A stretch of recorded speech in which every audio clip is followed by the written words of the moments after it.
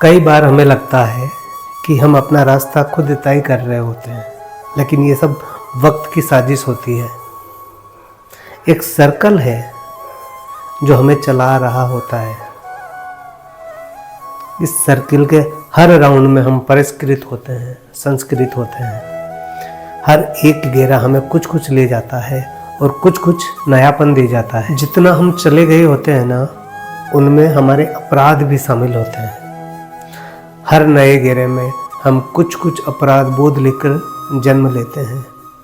इन अपराध बोधों का मिट जाना ही मुक्ति है।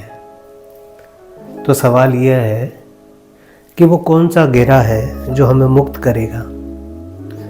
मैं स्वयं कितने अपराध बोध से मुक्त हो पाया हूँ, यह तय करने का यंत्र अभी तक बना ही नहीं। मैंने पीछे मुड़कर देखा तो पाया कि बचपन से लेकर अब तक कितने ही अपराध हैं जो मैं अपने हिस्से में लिखूं। कितनी ही ऐसी घटनाएं हैं जो बारहा होती रही है। मोटे तौर पर अगर कहूं तो जन्म के कारणों के नज़दीक रहना ही धर्म है और मृत्यु के कारणों के नज़दीक रहना अपराध। तो एक बारगी जूते से एक मकोड़े को कुचल दिया तो ये नादानी वाली हरकत में शामिल हुआ, लेकिन दादी ने सिखाया कि ये अपराध है। आत्माएं योनियां बदलती रहती है, न जाने किस योनि में इसका हिसाब होगा। तो बना एक अपराध बोध। फिर तो अपराधों की लाइन लग गई। चलने में, दौड़ने में, खाने में, पीने में, बोलने में, हंसने में, लगभग हर काम में किसी न किसी को कष्ट उठाना पड़ा।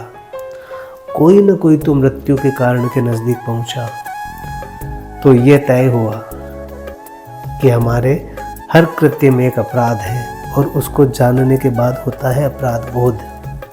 इसीलिए तो पश्चाताप में लिखते हैं कि ये लकड़ी के दरवाजे सिर्फ दरवाजे नहीं होते, ये बेघर पंछियों के उजड़े हुए घोंसले होते हैं जो उन्हीं की धुन में चर चर कर रहे होते हैं। तो इन तमाम अपराधों की जो लुटिया है वो किस गंगा में मांजोगे। मुझे लगता है कि ये सब समय ने तय किया है कि हम सब किसी के प्रेम में शामिल हुए जो कि जन्म के कारणों के नज़दीक रहता है, पर जिसने सिर्फ अपने खाली समय को बढ़ने की कोशिश की, उसके हिस्से में भी अपराध है।